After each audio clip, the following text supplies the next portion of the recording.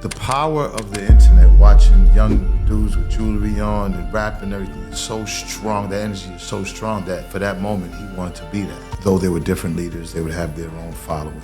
There's no real leadership that's really being followed that's saying, there's leaders that are saying good stuff, but they're not being followed by the people. And that's critical, that's key. This has become a weapon against us. And as time goes on, the knife is gonna get sharper. That ain't changed. Yeah, man. Yeah. What is going on? What is going on? Welcome to another episode of Shark Talk. Shark Talk is the podcast where we talk to sharks as sharks and bring you in on the conversation. My name is Shaqq The Shark, and today we got a really special guest, good friend of mine, the homie. All right. Benzino. What's going on, G? How you feeling, bro? What's up, Shaq? Everything good? Man, I appreciate you for taking the time, man, to bless me with your presence, brother. It's all good. You know, I wanted to really have what I would like to consider a grown man conversation. You know, because I know on the internet, man, a lot of people do internet stuff, right? And, you know, when I see you, I've done a lot of research before this. Like, obviously, I know you, but I didn't have Step. You know, I wanted to do some homework. It's a lot of research. Yeah, bro. I couldn't go too deep. Yeah, you got content. Bro, you got a lot of history under your belt, brother. Yeah, man. I've been active for a little while now. You know, God willing. You know what I'm saying? Blessed. You know what I'm saying? Good health. You gotta have good health to keep. You know, the engine gotta be running. You know, to keep it moving. So yeah, as long as I'm healthy, you know, I'm a hustle. Yeah, obviously health is super important to you, man. I be seeing you big on working out, you know, eating well. Like, what type of regimen do you keep going? Man, I gotta get my ass back in the gym, you know. But you know, I was working last couple of years, man. I just was like overworking myself. Like, you know, about 6-7 years ago, I got shot in my arm. I could barely lift 2 pounds. So yeah. I got the rehabilitation I needed. You know, it's the first time I ever got acupuncture. Wow, really? Acupuncture is dope, man, for real. And, yeah. Yeah, man. I mean, literally, I couldn't lift a 2-pound weight. It just kept falling out because all my nerves was severed. So, you know, months of rehabilitation. But then when I finally got able to get in the gym, I just didn't stop. I was doing 2 a days. I mean, I blew up. And then, you know what I'm saying? One thing about working out, it's definitely a self-motivator. Mm-hmm. You know, man, I would definitely recommend it because, you know, in order to go out there to be the best you can, you know, hustling, because you know this, Shaq. You know, all hustle, you know, it's not glamorous. You know what I'm saying? So you know, but when you work out, it just makes everything better. Your hustle, your business, your relationships, because you feel good about yourself. And in order to make money, I've always felt like, you know, in order to make money, you have to be a people person. You have to be approachable. You have to be a type of person that is, you know, that anyone can really walk up to and strike a conversation with. You know, you can't, and I had to learn this. Yeah. You can't be mean mugging all the time and stuff. Right. You just got to be have good positive energy, and working out helps that. Yeah, absolutely. I agree, man. I've been going crazy for the past year. Like really for the first time in my life, consistently, right? I would go start and stop. But for the last year, man, I've been like really going, and it definitely changed my world. Yeah, it feels good. It feels good. And you know, in those Instagram posts get a little more, you know, they get a little more. You know, people like to see people working out. Maybe people like to see healthy people. Yeah, you know what I'm saying, and you know, at one point, I was thinking about doing the whole fitness tape and the fitness, but what I really want to do is get into fitness products, you know, like the protein and the vitamins and stuff like that. So eventually, that's kind of what I want to do, you know, for the future is like get into like the products, you know what I'm saying, of working out. Nah, I think that'll work, bro. You definitely got the brand for it. It'll definitely. Well, I mean, really anything you touch could work out, you know, man, because I appreciate that shit. Yeah, you got it, bro. You got it. You're very well known. You know, and you said something about being a people's person, man. I think that, you know, I want to put it on record, especially. Like I've actually spent time with you out in public. You know, we've traveled before, and like when people see you, bro, like the energy is always abundantly like positive. Always. People are happy to see you. Sometimes people in shock. It be. I see their faces. It's funny you say that, but I mean, you can't feel but blessed when you see somebody that happy to see you and you've never met them, and they really like I really brighten their days up. You know what I'm saying? And it feels good. You know what I mean? Yeah, like I see the things going on like over the internet. Like I've YouTubed you, Googled you, and I hear the stuff people talking about, and it's so crazy to read comments on how people play, but in person, that's not nowhere near the energy that you get when people see you, bro. It's like, oh my God, it's you, and you here in real life, and I was watching you, I loved you. Like I saw probably like 50 people in a day. Appreciate that. You stop in traffic. We stepping out the car. It's people crazy. About to have accidents. And I can't say stuff because, you know, like when it makes it seem like you're bragging. So that happens all the time, and I don't really speak on it. And I'm glad you spoke on it because for anybody that, you know what I'm saying, like kind of like pays attention to all that negative stuff on the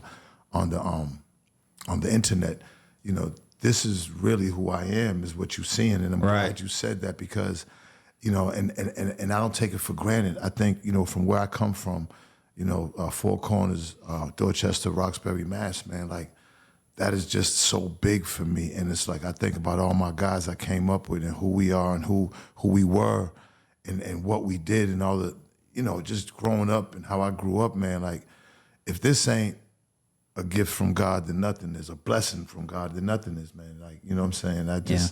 I can't put it into words. It just, you know, it just really kind of fulfills me, to be honest with you. Nah, yeah, that's dope. That's dope, man.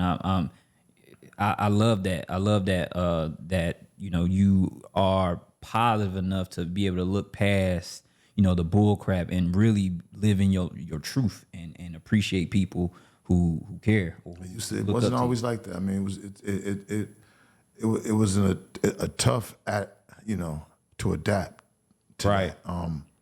With the internet, you know, especially when it first, you know, the internet, 10 years old, 12 years old, let's say, 13, 14 years old. But, you know, at first, trolling and disrespect, I couldn't handle it. You know, I couldn't separate the real world from the internet world, you know. Yeah. And it took me years to understand that there really are two different worlds. And to exist nowadays, you just don't live in just the world. You also live in this virtual world, and there are different. The way you move is different in this world, and I had to learn that. See, I knew I got the streets. Yeah. The streets. I felt like shit. I got the streets. I'm good, and I even got business. You know, with the Source magazine, I got to sit around a bunch of some serious tables with some serious men and women, and but the internet. You know, somebody calls you a name, and it could be a 14-year-old kid, and he's disrespecting the shit out of you, and you just you can't separate disrespect because you don't know where he is and what is it. It's just a disrespect, and you're emotionally vested in that comment. And I had to learn to adjust myself and live in that and to be able to exist in this world. I had to switch things up. How I am out here in this real world. You have to. Yeah. Like speaking of, you know, one of the things that I saw recent, I guess I don't know when this happened, but it was popping up on the timeline relatively recent. I saw that it was something with Wack 100, you know, and I've done some research on it. Like I'm calling OGs and homies that I got, you know, I'm connected with people, and everybody's saying in Boston you were revered, you had certain things going that was like certified for sure, without any question.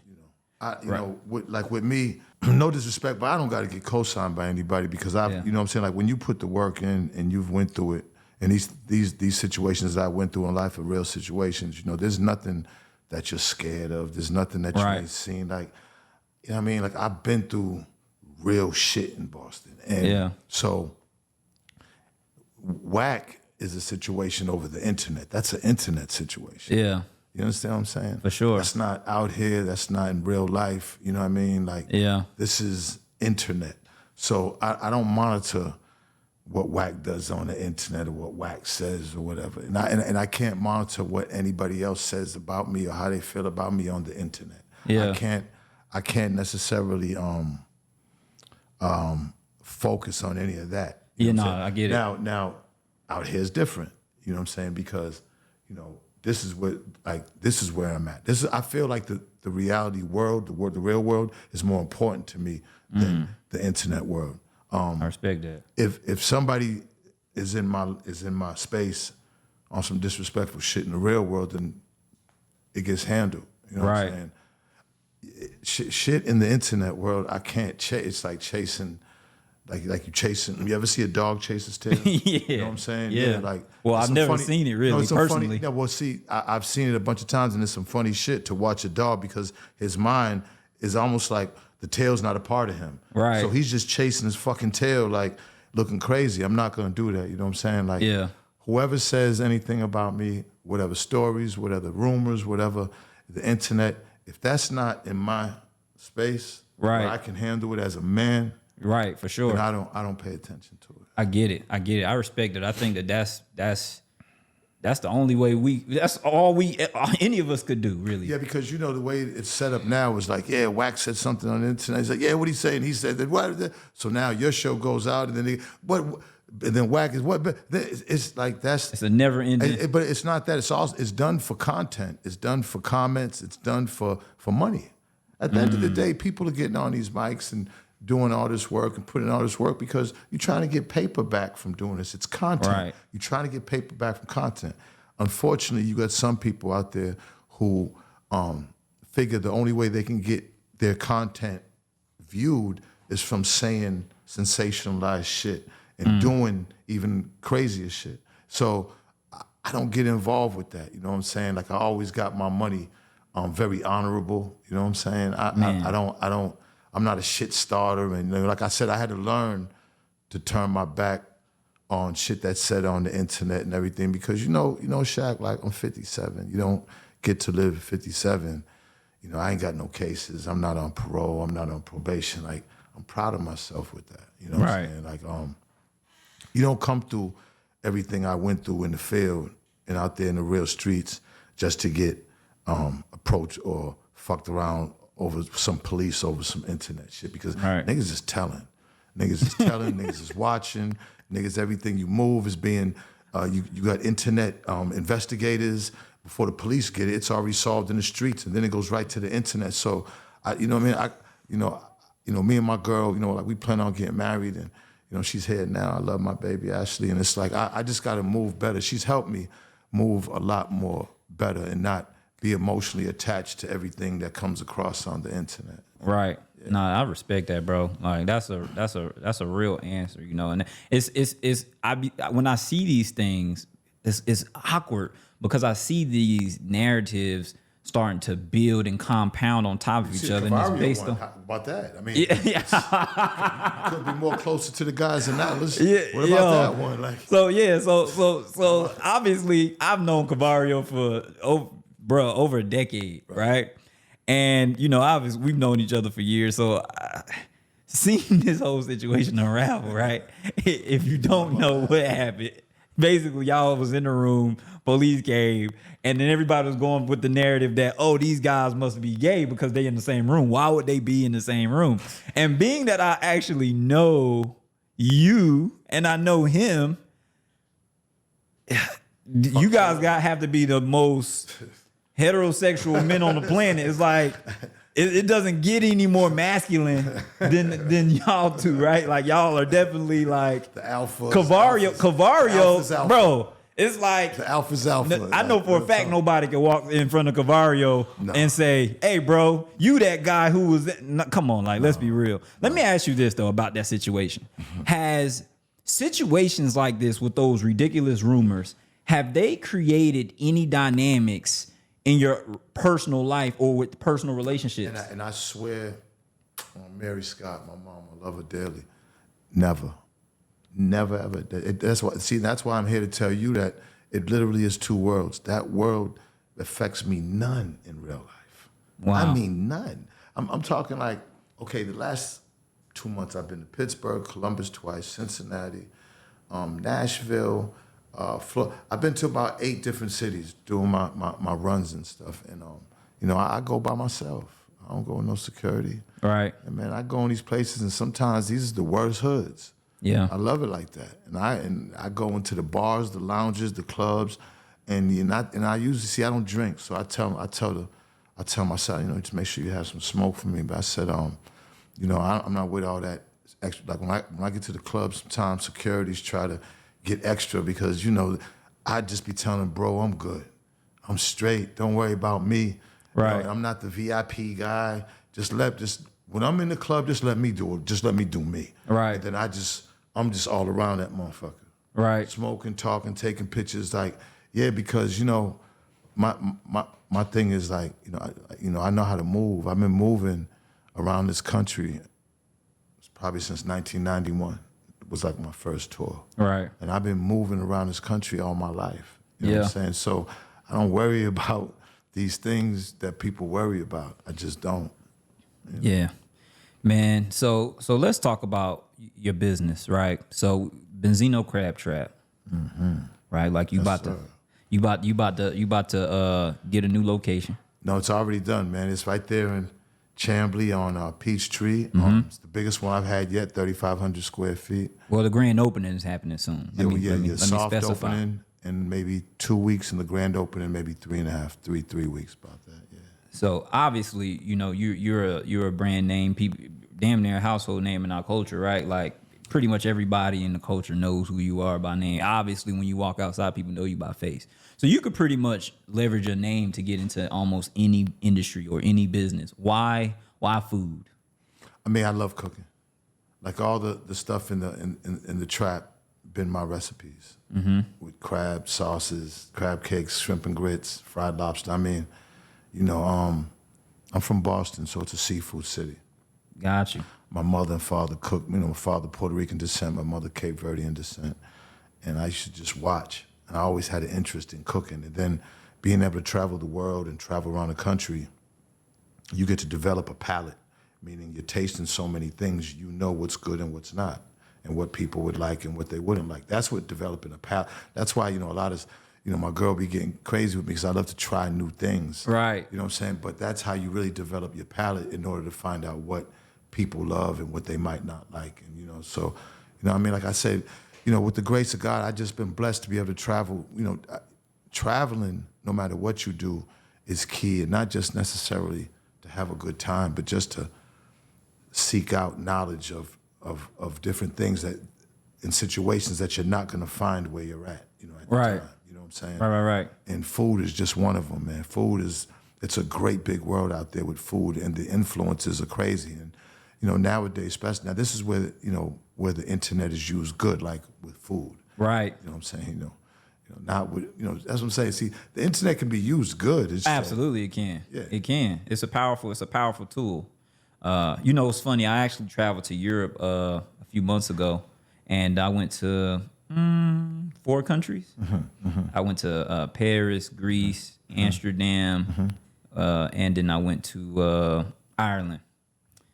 And Amsterdam, bro. I don't know if you've ever been. Yeah, man. The food like 3 times in Amsterdam was bananas. You know what I got in Amsterdam that was bananas, and it's crazy, but the Middle Eastern food. The Middle Eastern food? Like the shawarmas and the baklava and stuff like that. I did get a chance to eat a schnitzel. You know what I'm saying? Like it's pork, and I got the breaded. Yes, I eat pork. Yeah, I'm vegan 100%, so I'm on your top. Vegan, vegan. I'm vegan 100%. I'll be taking her to bar vegan now. We be eating vegan chili. She she be ordering now from Slutty Vegan. Shout out to Pinky and Slutty Vegan. Yeah, no, for sure. That's dope. But no, what you were saying about Amsterdam. It's funny because a lot of those cultures, like the Germans, the Amsterdams, the Swiss, their cuisine is a little bland, a little. You know what I'm saying? So it's like. I noticed, and even a lot of their food is in England, like is Middle Eastern. All that gyro, gyros. I call them gyros. Yeah, I do too. I don't know why. People be correcting me, but I don't know why. That's what I say. But a lot of their food I noticed comes from like the Middle East influences. You know what I'm saying? With lamb and stuff like that, kebabs, and so. But I love cooking, bro. I love cooking. Yeah. I'm the only one that cooks at the house. Really? she over there laughing. She over there laughing. 7 days a week, right, baby? you laugh. You didn't expect him to say that one, did you? That's what's up, man. No, I love you, bad because I like to cook because I love to cook. I Yeah, mean, that's dope, man. she doesn't have to. Man, honestly, man, I think gender roles in some ways fundamentally make sense. But I think that if you have a strength as a man, and traditionally women do certain things, but it's your strength, it makes sense for you to do it. Life is about being happy. I used to think that women were like, back in the day, growing up thinking that women were like the cook, you know, but now it's like, you know, men cook, man. Like when you go to restaurants, 7 out of 10 times you're gonna see men cooking the food. Well, you know what? 7 out of 10 times. That is a hell of a. And 8 out of 10 times they're gonna be Latino. You know what I'm saying? I don't care what the food is. They're gonna be back there, other than Chinese food. But most of the steakhouses and everything, their kitchens, you know, are all Latino, Salvador, Mexico, man. You know what I'm saying? I mean, these guys cook their asses off. You know what I'm saying? But people don't understand, a kitchen isn't easy. Working in a kitchen is one of the hardest jobs. I mean, you work for your money. Absolutely. Absolutely. I was going to say that. Like, that was going to be my next point. Like, getting into the restaurant business is probably one of the hardest businesses to be successful in because it's so many variables that most businesses don't have to consider. All right. Okay, go ahead. So for instance, and I learned this not even from running my own restaurant, but from consulting and working with restaurant owners. I'm thinking like, you know what? It's a lot of stuff to think about. So in the restaurant industry, and you obviously got way more experience than me. No. I want to throw this out there. Like, you have to worry about how much food you order because you got to have things ready for when people order it. You have to make sure you don't over order that thing because if you have too many, it could expire. It could spoil. You have to make sure that you have your staff on point and everybody is doing their job. I mean, every day. And if something's missing, like as far as staffing on any given Sunday, it could completely ruin your business reputation because it could be somebody's first experience walking in your restaurant. And if your staffing is just so happen to be stellar every other day other than that particular day, that person could think your restaurant service is completely trash and never want to come back. I've kind of, when I got into the restaurant business, I wanted to make sure that the menu out, that whatever I'm making, the people are gonna eat. Like, I don't want nothing. I don't want that to be the weak thing on the menu. And we're selling all this, but not.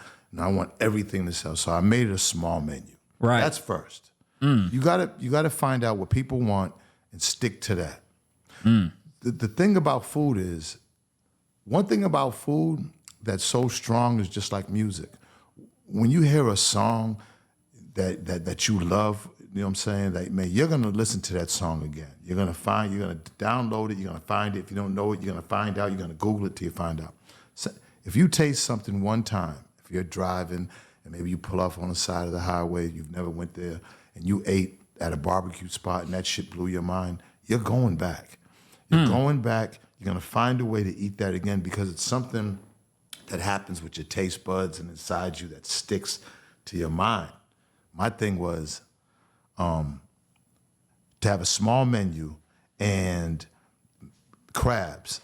You know, I wouldn't do restaurant or no other food but crabs. And the reason is because crabs are market value all across the board, meaning wherever the market is in America, that's what they are. So you shouldn't be getting charged $20 more a pound over here from over here. You pretty much know the poundage because it's a set price.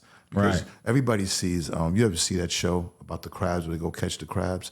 Well, that's kind of like, you can only get a lot of the crabs that cold water crabs, and they're up there in Alaska, Russian area. And, you know, I'm kind of scared because, the worst relationships that us and Russia get, man, them crabs are going to go sky high because they'll only be coming from Alaska, which everybody, like, there won't be enough. Right. So, I mean, they've already went up to almost $18, $20 a pound right now. That's probably the highest since I've been in the game. When I started, like 6 years ago, it was like $11, $12 a pound. Wow. You know what I'm saying? Yeah. So they jumped up to $18, $20.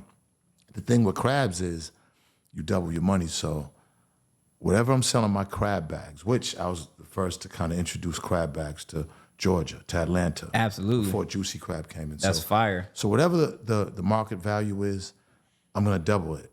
That's how much your bag is going to cost. Now, of course, the bags are going to come with shrimp and, eggs, potatoes, corn. But, I'm going to double my money with crabs. Gotcha. So I based my whole operation off of the profit of crabs. Yeah. And it's always worked. I mean, it's always worked. And it's like, I never had a chance to really blow up off of Uber Eats and DoorDash, but this will be my first time. And like where we are, there's not a crab place in almost 7-8 miles.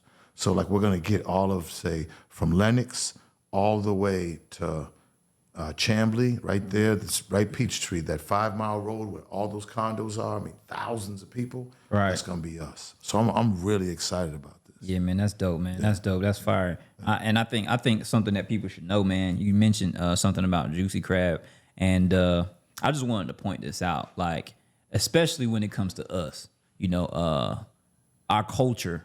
Like Juicy Crab is owned by Asian American, right? Which is cool. Like I want them to do their thing, win. I hope they're prosperous, but I think it's important to say like different cultures support the people in their culture.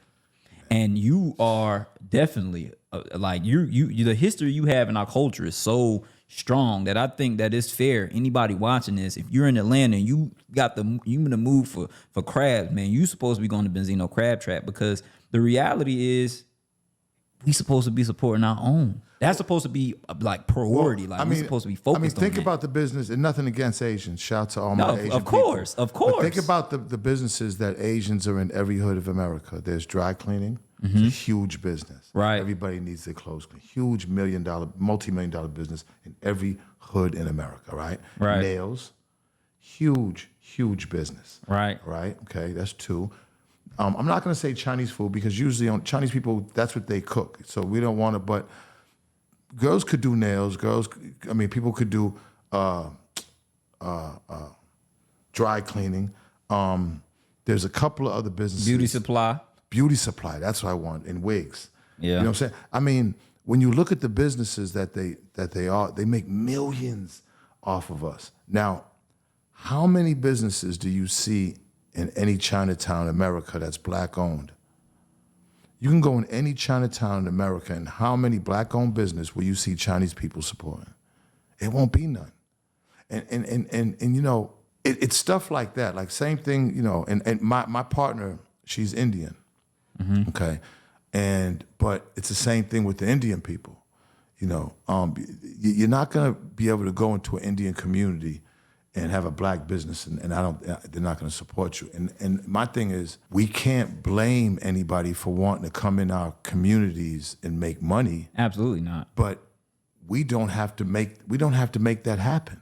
Like right. if we was to just support us, right, we would be all right. I could name just 10 businesses that blacks do not really run in the communities around. If we could just take those and just have those, do you know how many millions of dollars in our communities could have? Just off of 10 businesses that I know that are Asian and Indian run. Right. Just strictly Asian and Indian. And I'm, Asian is Korean, Vietnamese, Chinese, Japanese, and Indian, Hindu, and there's a different, but just saying Asian and Indian, 10 businesses alone, multi millions. Yeah. That are just from black people. Right. And you will not go into their communities, and you'll never see a black-owned company making nothing, not one. Man, that's an interesting thing that you point out, and I think that it's important for us to start being more conscious of that. Not even from the perspective of hating on their culture, but just focusing on loving us. Shit, exactly. Like that's it. That's all I'm saying, right? I just wanted to make that really clear, because I know sometimes people try to take things out of context and spin it. But man, Juicy Crab, $100 million business. Juicy Crab came in and dropped a bunch of them. Like I put my little one spot up there in Marietta. It was going crazy, and Juicy Crab came in, man, and they had big money and dropped it. Like it would have been good if Shaqq would have came in, or somebody would have came in and been like, damn, let's put a bunch of Benzino's crap. But we don't do that, man. Right. Oh, when you say Shaq, you talking about me? No, Shaquille O'Neal. Like, Okay. I just wanted you to clarify. He was like, why you didn't come, bro? no. I'm like, bro, you no. I never mentioned Shaq asked. because he has a gang of Restaurants, and I'm just I'm just saying like, and not shout to Shaquille O'Neal, No, Shaq, for sure. I'm just saying like, you have if we was to really do that with ourselves, that's all the Jewish people did. They didn't do like magic and all of a sudden they own all these industries and magic all of a sudden they own banking. No, they sacrificed, they pulled their money together, they only dealt with each other, and this is the result of it. Right. They run banking, they run the entertainment, they run media, but this is years and years and years of them just sacrificing and pulling their money together. They didn't do nothing wrong.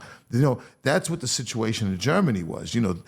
Hitler got tired of that because they was just in these communities just buying from each other and not really fucking with Germany, you know what I'm saying? So Hitler's like, hold up. And I don't want to get too far in that, but that's all they did was just say, you know what? We've been slaves for a long time. Let's just get together. And how we can get out of slavery is we all got to stick together. Black people, we want to look good. We want to buy the Louis Vuitton, and we want, you know what I'm saying? We don't want to sacrifice for nothing, and we don't want to wait for nothing. Right. We want it now. We want to wear it now. We want to have it now. And that's been the problem with our community. Wow. And, these other communities, it took them hundreds of years, years and years and years to just go ahead and pull their money together and sacrifice. And now, to stick with one industry. They stuck with these industries. And now it's like, it's like they got all this money and it's like, hey, it just popped out of nowhere. No, we could do the same thing. Our spending power is more than far as I'm concerned, and I'm not basing this off of nothing, but far from what I can see, our spending power, meaning how we just get up and just spend and just, what I'm saying, how we look and how we are, there's no other culture like it. There's Right. no other culture that's like it. And we don't have shit. But anytime we have something, we're gonna spend it. And I'm a part of that. I spent millions of dollars. I put millions into the economy. I Right. made it and just threw it right back. Wow. People be like, you lost. You don't lose shit. You spend it. You put it in, you buy things.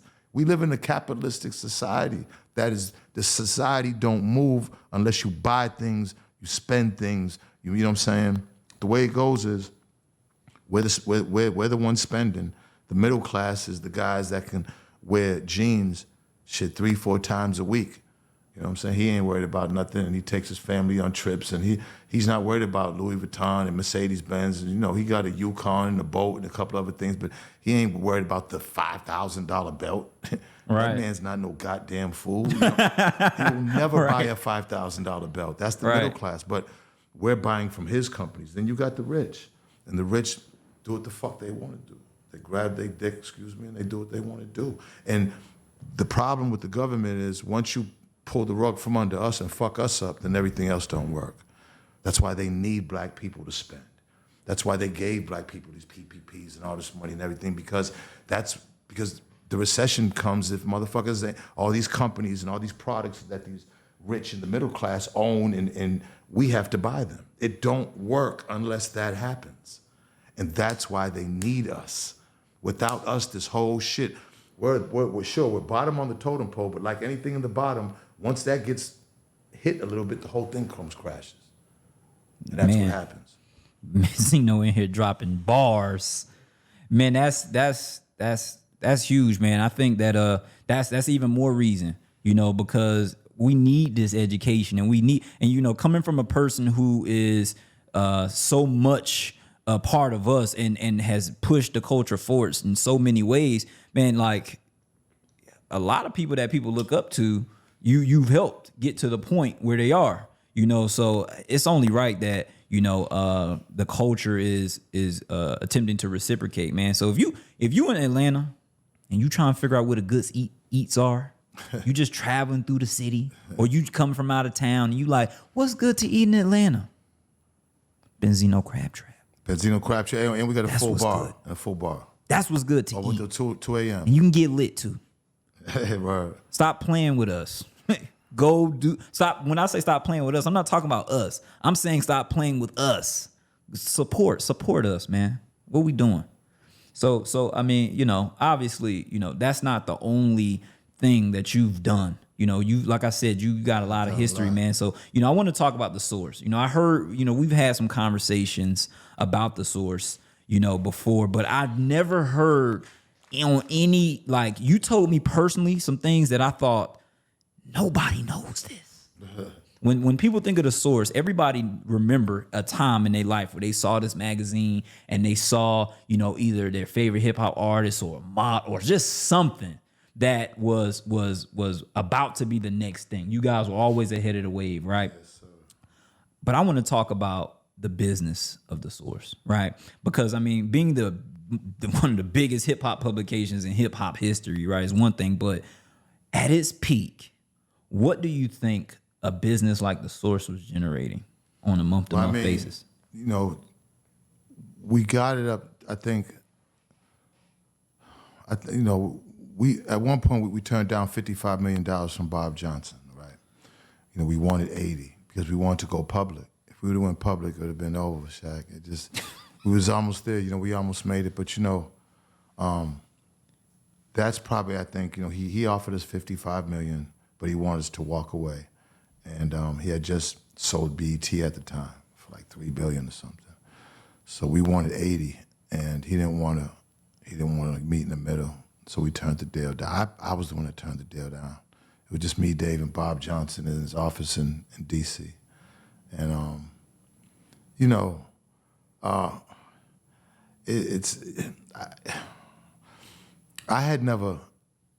wasn't prepared for the source, meaning the business side of it. It was a learning as you go along experience. Right. Of course, my partner, Dave Mays, was more so on the business side as far as the numbers were concerned. Because I was in the streets, you know, I was in the field, you know. He was like the Pentagon, you know what I'm saying? And I'm in the field. Right. You know, I'm the general in the field. So, I mean, but that's why it worked so good. He did his job, I did mine. And, you know, everything's based off of advertising.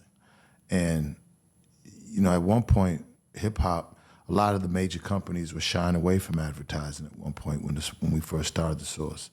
And, you know, like McDonald's and Cadillac and Bounty and Downy Fresh, and they're not trying this new hip hop with NWA saying fuck the police, and they're not these guys are wearing baggy jeans and they got guns, and these companies, it took years and years and years for companies to trust that you know, to put their products and advertise with the source.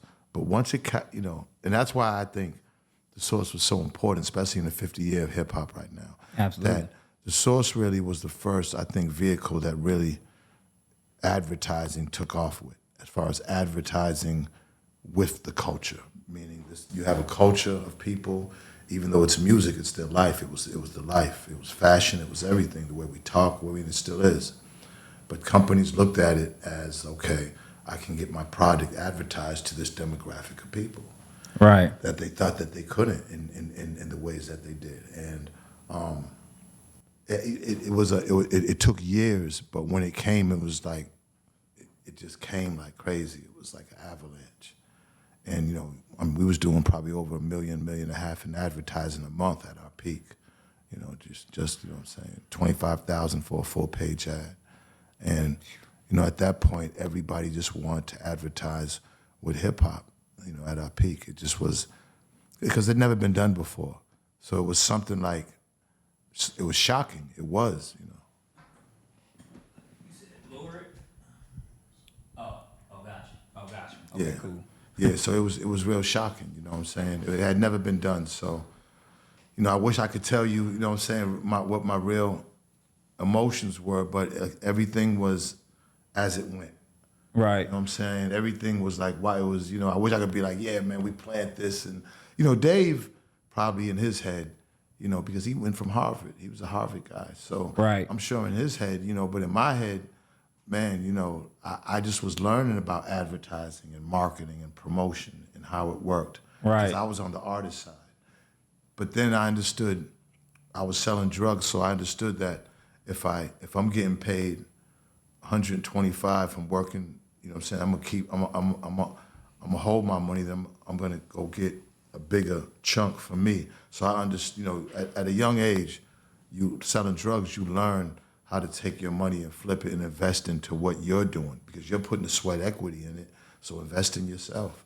Go buy your own product, whatever it is. Right. Selling somebody else's, but whatever he's paying you, hold on to it so you can buy your own. Now you're buying your own, there's more profit. These things are going in your head without thinking that it's a business thing. It's just like you have to learn this in order to get money, and that's what guys on the block did.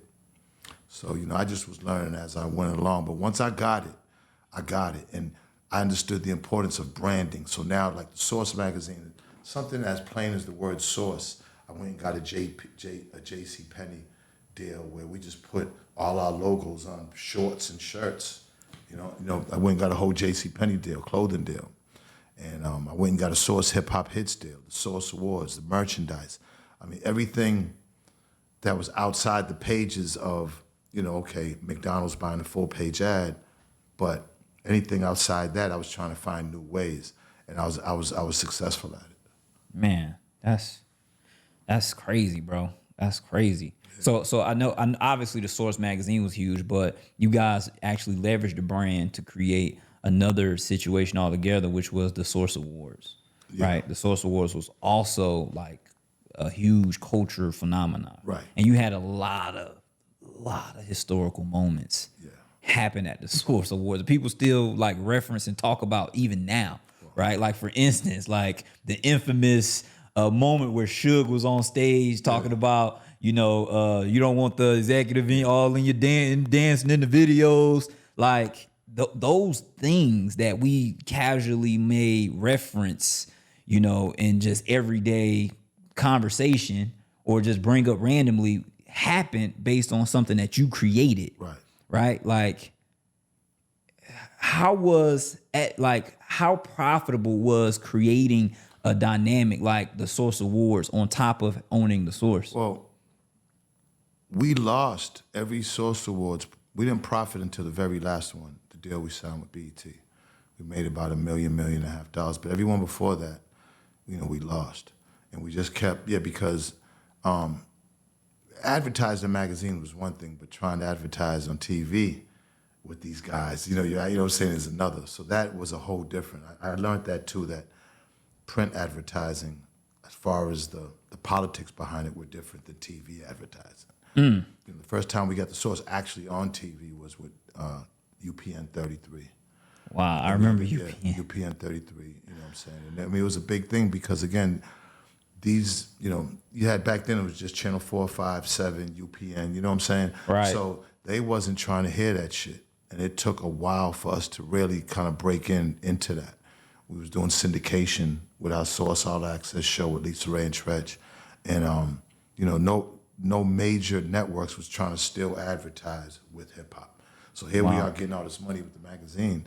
We still didn't kind of get over that hump with TV yet. And then it just took time. As time went on, we did the last one with BET, and they ended up backdooring us, you know what I'm saying? And the next year, they ended up doing their own hip-hop based off of our blueprint, everything we did. They kind of just took, you know what I'm saying, took our blueprint, just did their own shit. But when you look back, it's business, you know what I'm saying? It still hasn't been done like we did it. And I think even the new owners of the Source, I think when me and Dave, people thought what they thought about it, but once we got away from the magazine went downhill. Once we went away from the awards went downhill. The awards was just made up because the Grammys wasn't respecting hip-hop. And it just was time for us to just represent. We felt like we've been representing hip-hop. It was time for us to do it in awards. The very first awards wasn't even a show. It was on Yo MTV Raps. We just had them read out, and they just kind of like read out who kind of won, you know what I'm saying? Right. Then the very first Source Awards, Bernie Mac hosted it. God rest Bernie Mac, yeah. That was like in 94, 95. That's crazy. Yeah, Bernie Mac, man.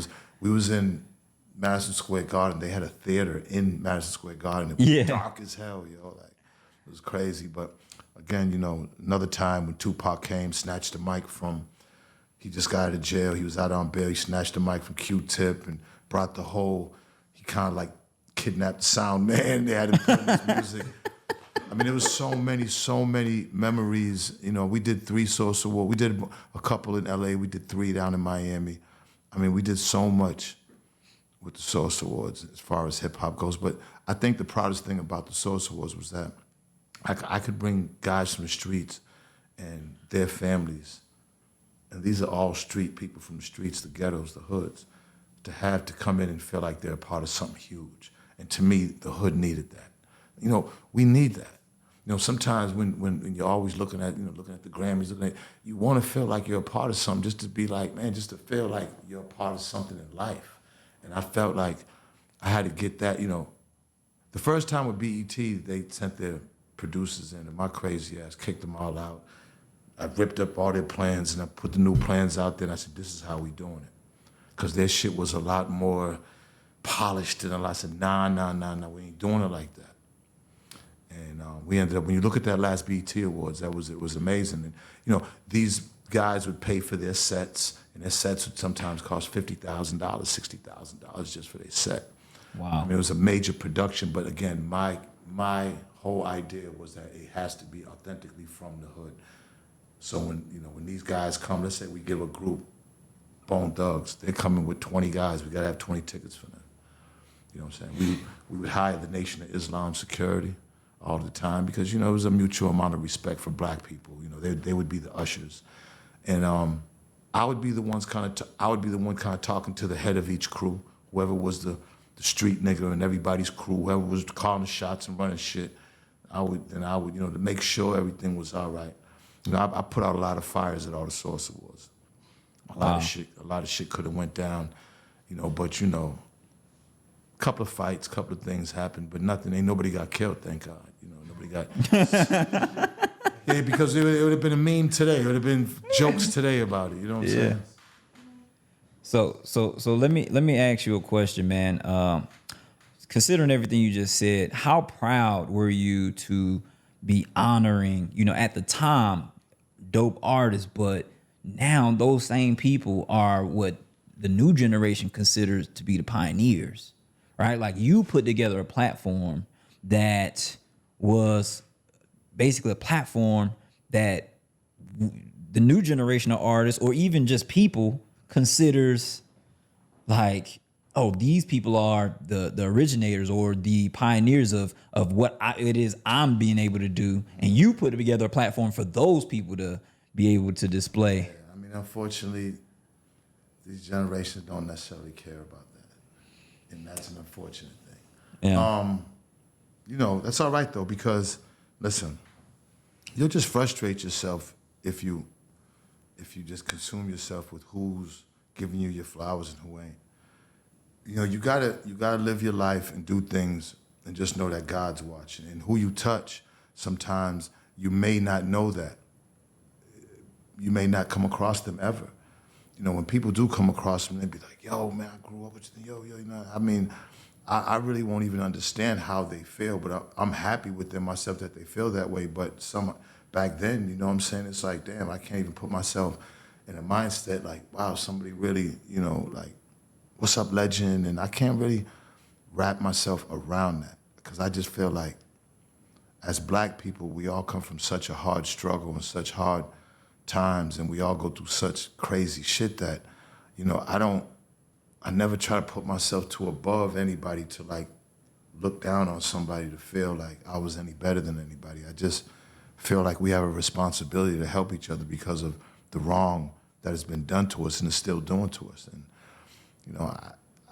I don't want to sound like I'm being negative, but I just think we're taking backward steps with the culture, with the internet and the shit that goes on. And if I would be miserable and depressed if I kept my mind on it. I just have to just adjust and adapt and just worry about my circle because what's going on is crazy. You know what I'm saying? How people are. Like, it's the 50th year of hip hop, and none of these young cats out here give a fuck. You know what I'm saying? They don't care. They don't care who Melly Mel is, Grandmaster Flash. They don't care that if it wasn't for them, they wouldn't be getting all this money that they're getting now. Same thing with sports. These guys was out there playing with leather helmets and was killing themselves out there on that field. These was making money. They had to take, some of them had jobs and then went and played professional football and then went back to their job. Nowadays, they're getting hundreds of millions of dollars. You gotta, if you don't really put yourself like if you're not when these young cats be like, yeah, it's God, it's not just God. It's God first, but it's those ones that paved the way that made no money. And if you don't realize that, then somewhere along the line, I believe karma will show up. That's interesting. That's a hell of a point, because I think a lot of the time people don't really, know or respect the history. I think that it is important because it gives you the right energy and the right gratitude. Right. Because I think the reason why that's critically important, like you were talking about sports, and I don't really like to talk about, people business in a way where it's like chatty patty. But that as you were talking, it made me think about the kid Ja Morant, right?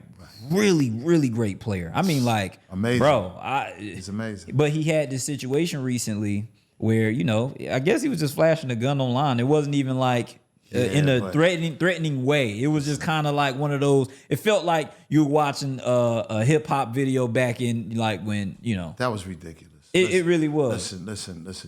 There's no place for that in the NBA. We got to keep that out the NBA. We got enough of it in hip hop. Right. We got to keep it out the NBA. And there's hundreds and hundreds of millions. Remember them advertising dollars. Remember I keep telling you about them advertising dollars. Yeah. Ja's gonna screw it up for himself. Right. And there's no place for that. And he came from a great family with the father and everything, 2-family home and all that. And that's a great example to show you how hip hop right now and the internet is it's frying these kids' minds, man. And listen, we all made mistakes. Lord knows when I was young, I did too. Yeah, for sure. I definitely did. But as far as like when you get a $200 million contract, you gotta abide by the rules. There's rules in the NBA. Hip hop, there's no rules. So what I'm saying, if he wanted to be a hip hop artist and do that, then you should have chose a different, right. job. But the NBA, no, that's run by, Jewish people. That's their thing. And they're not gonna allow you to do that dumb shit. You know what I'm saying? I mean, guns, flashing guns and doing all that shit with hip hop, they scared shit of that. They don't want to see that. Ja made a mistake. I'm sure listen, they got him in rehab. I'm sure they'll get him together, and I'm sure he learned his lesson because believe me, I still think that, he could turn it around, speak to kids, and let them know this is what you shouldn't do because a lot of kids look up to him. Absolutely. And we gotta have industries that just don't have guns and everything, man. Right. When I came up around guns, I've been shot. I've shot people. I went through the whole shit in my life. You know what I'm saying? But like Ja didn't have to do none of that. Ja didn't have to. So now, why are you doing it? If you didn't have to do it back then, surely now after $200 million, you ain't got to do it. Yeah. What the fuck, bro? Yeah. No, so that brings me to my point. But like I was just saying, like if you start to think about the people who was playing sports and the history of the NBA, I mean, because it's a business, and even though getting a contract and getting in the NBA and getting a maxed out budget, it all sounds great, and obviously everything is wonderful and dandy at that point. But it's a lot of people who had to pave the way in order to get it to the point where the NBA is profitable enough to be able to cut those types of checks. And if you understood the hardship that came along with the history, you wouldn't necessarily like play with your current opportunity as much because you got to respect what everybody else had to endure up until that point. Right, but look at the psychology. Ja's mind is like, man, I got millions of dollars. The power of the internet, watching young dudes with jewelry on and rap and everything is so strong. The energy is so strong that for that moment, he wanted to be that. He wanted to be the rapper with the gun, not the basketball nigga making $200 million slamming on niggas' faces. He wants the hip hop energy is so strong. Those vibes are so strong. Those vibrations are so strong that's what he wants to be. So that just goes to show you. That goes to show you that if that energy can take over a kid with $200 million, then what's it doing to these kids out here with nothing, with guns all around them? So you just got to understand the type of energy that's being given off. You understand what I'm saying?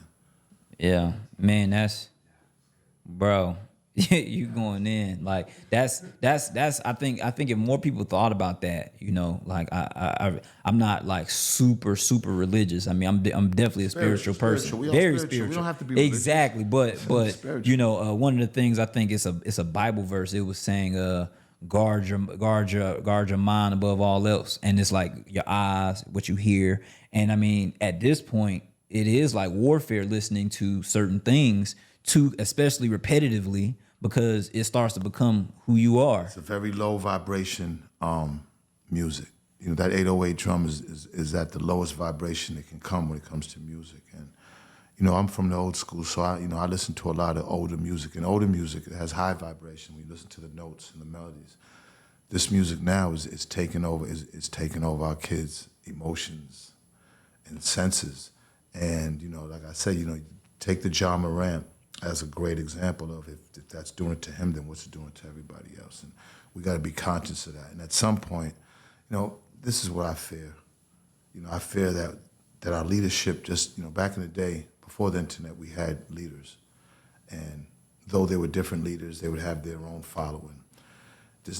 There's no real leadership that's really being followed that's saying good shit. There's leaders that are saying good stuff, but they're not being followed by the people who need to hear it. And you know, that's critical. That's key. You know, someone could say whatever he wants, but if it's going on deaf ears, then, you know, and that's what I think's happening. Our leaders, the guys who are out here who are saying positive shit and shit that can help and change the mindsets and what's going on and the energies, they're just not being listened to. And I just fear that we're going to be leaderless in 50 years from now. Like, honestly, like people just, you know, this has become a weapon against us. And as time goes on, the knife is going to get sharper. Right, right. We're just being distracted. Man, that's some good stuff, man. You know, I think that this was very insightful. Hey man, you know, come on, Shaq. You listen. Hey man, I know how you Shop kick. talk, baby. I know how you kick it offline. Yo, you should do this. You should let me do your intros for y'all. Man. Shot with jaws like doom doom doom doom. You be like, yo, it's Shaq. You know what I'm saying? Put that. You gotta get that jaw shit. Doom doom doom doom doom doom doom doom. Get that, yo. Get that. We need it. We need intro, man, we real. definitely gonna get the drop from Benzino for sure. Yeah, Nah, man, come on, but Shaq. Come on, man. I knew this was gonna be dope. Yeah, man. Yo, bro, I appreciate you, man. Most people know how to find you, man. Most people know what your socials are, but Man, just find me where you're from. But can I do something? Come here, baby. Come here. I just want to show you my baby. This is my baby. Man, Just come so y'all on don't get in. it twisted. Come here. Come over here. Get on in here. Come here. Turn around. Hold on. Turn around. Turn around. Get up, baby. Just show my baby. It's just that's all, baby. Thank you. Good. I love you. Thank you. That's it. That's all I want you to do. Zeno said, give us a spin. Yeah, you know, I gotta give my love some shine. You know what I'm saying? On these cameras. That's all. Don't play with that man. That's all, baby. Yeah, Don't play with that man. Stop it. That ain't changed. Yeah, man. Hey, he said he like what he like. Yeah. I don't know what y'all talk about on the internet. Man, stop. He ain't on that. Stop. No, but on a serious tip, man. I think it's I am Benzino on Twitter. It's all I use my Twitter. I am Benzino. On Yeah. Twitter. Yeah. They cut me down on Instagram, and to be honest with you, I'm glad. Like when they shut my page down, it really put me in perspective. Like at first, I'd be like, oh my God. Now, mind you, I had 17,000 posts up there, and probably half of them were actual pictures of my kids in 2012, and so I can't get those back, which is pretty fucked up. What I don't like about Instagram is when they say you violated the rules of our community. Who the fuck is your community? Who is your community? So, and the reason why I got taken down is because people come at me, they disrespect me. Yeah. I would go back and then they report me, okay, cool, but if I have to talk a certain way and be a certain way and let people talk to me a certain way, I don't want to be a part of your community. And I'm okay with that. And guess what? I'm living just fine without Instagram. So to anybody out there who thinks that if their Instagram goes down, their life is over, right? You are bugging. Yeah. You know what I'm saying? Yeah, I could dig it. I can dig it, man. I respect it, man. Catch me on Twitter. Catch him on Twitter. Make sure y'all go follow Benzino, man. Benzino. This dude got a lot of wisdom. As you heard, I appreciate you for coming, man. I learned a lot. I learned a lot, man. And this is another episode. And I want to say Shark you Talk. are one, as far as one of my young friends that, because you were younger, but I look at you as my peer because of just how knowledgeable you are and how you speak. Thank you, I'm brother. just proud of you. And, you know, like when Cavario turned me on to, you know, Cavario is probably one of my smartest friends. Like Yeah, I agree. most intelligent friend I have probably is Cavario, but I could dig close that. second. You know what I'm saying? Man, I could dig it, man. I appreciate that, I man. want you to know That's heavy, brother. That's heavy, man. I appreciate keep it. on that, keep on that lane you going, because you can show a lot of these young brothers, man. You can show them, you can help them, man, and you know, and you make the culture proud, and that's what it's all about. You know, you and your partner. He's not on camera, but you know what I'm saying. You know what I'm saying. You guys are making the culture proud. This is what Black excellence is all about, and just being young Black men. I know the system is against y'all, and believe me, I understand. So seeing y'all and seeing what you're doing, I'm definitely giving y'all flowers. Man, I appreciate that, bro. That's heavy. That's heavy, man. You know, Love that. man, that's Now I'm gonna go smoke, man. man. Let's do it. Let's get out of here. So make sure you like, comment, subscribe, share this with everybody, man. We out of here.